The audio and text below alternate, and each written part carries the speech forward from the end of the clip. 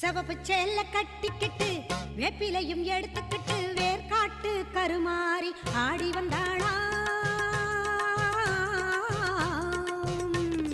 சிவப்பு சேல கட்டிக்கிட்டு வேப்பிலையும் எடுத்துக்கிட்டு வேர்காட்டு கருமாறி ஆடி வந்தாளாம்.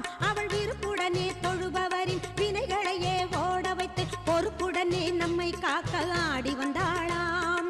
மாரியம்மா கருமாரியம்மா, மாரியம்மா கருமாரியம்மா.